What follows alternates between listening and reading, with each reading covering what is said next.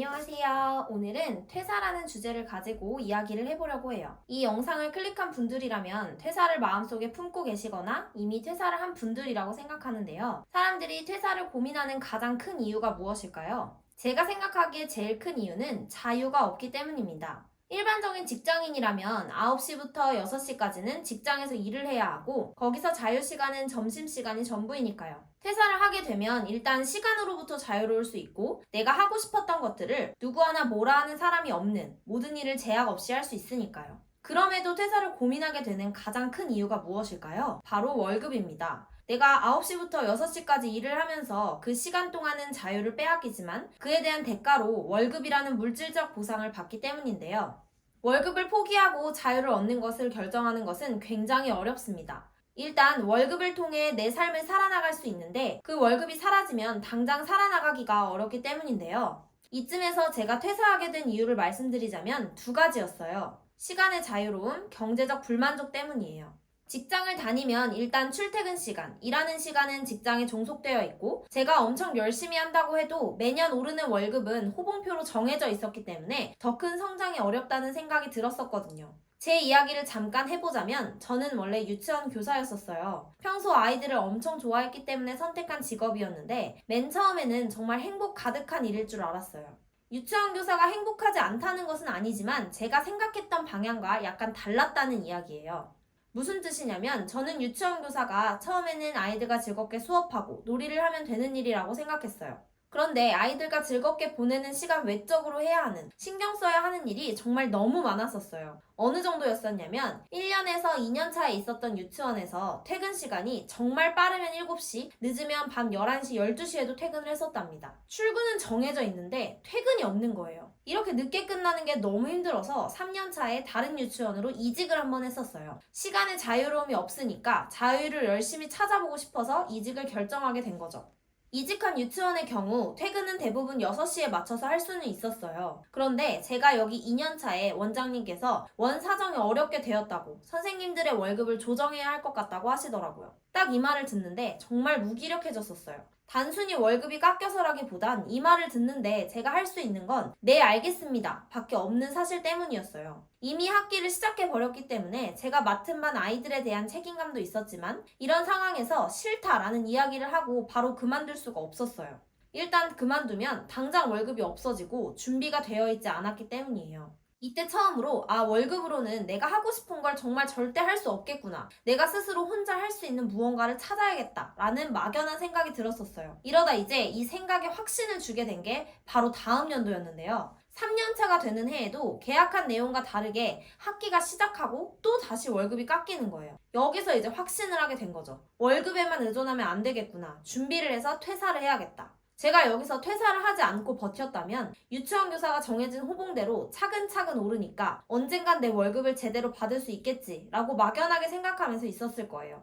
근데 이게 처음이 아니라 1차, 2차로 오니까 퇴사를 해야겠다는 준비에서 확신으로 넘어가게 되더라고요. 제가 처음 월급이 깎였을 때는 월급 외로 할 수 있는 무엇인가를 찾아야겠다고만 생각했어요. 그게 바로 블로그였어요. 이렇게 생각했을 시기가 2019년 제가 블로그를 시작한 시기예요. 1차로 머리를 띵 하고 맞으니까 진짜 월급으로 할 수 있는 걸 내가 준비를 해야겠구나 하는 생각에 힘이 실렸고 2차로 이야기를 들었을 땐 월급의 수익이 필수적이구나 라는 생각이 들더라고요. 그래서 더더욱 퇴근 이후에는 블로그를 열심히 했고 퇴사를 하는 시기에는 월급 정도의 수익이 만들어지면서 2021년 28살 교사직을 그만두게 되었습니다. 제가 이렇게 길게 저의 이야기를 한 가장 큰 이유를 이제 얘기해 보려고 해요. 이렇게 이야기한 게 제 자랑을 하려고 한 게 아니라 여러분도 가능하다는 이야기를 하고 싶었기 때문이에요. 제가 마케팅 일, 글 쓰는 방법을 배운 것도 아니었고 정말 광고적으로 관련이 없는 일반적인 직장인이었는데 퇴사를 하는 시기에 월급 이상의 수익을 얻을 수 있었다는 것은 다른 분들도 하실 수 있다고 생각해요. 그렇기 때문에 유튜브를 시작하게 되었고 저와 비슷한 상황에 있으신 분들과 경험을 공유하고 싶었어요. 직장을 다니시는 분들이라면 저와 상황이 똑같지는 않겠지만 시간적 여유와 경제적인 만족이 되지 않는 부분에서는 비슷한 생각을 하실 것 같아요.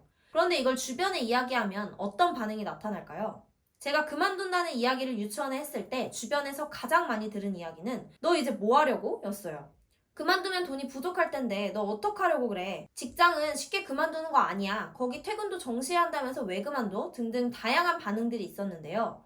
퇴사를 결정했다면 이런 이야기에 너무 귀 기울이거나 듣고 상처받지 않으셨으면 좋겠어요. 이후에 그 이상의 가치를 창출해내면 되니까요. 단, 퇴사 전 반드시 고려해야 하는 것은 있어요. 월급의 수익으로 월급 정도의 수익이 만들어지고 이걸 유지할 수 있겠다는 확신이 들어야 하는 건데요. 제가 왜 이 부분에 대한 이야기를 드릴까요?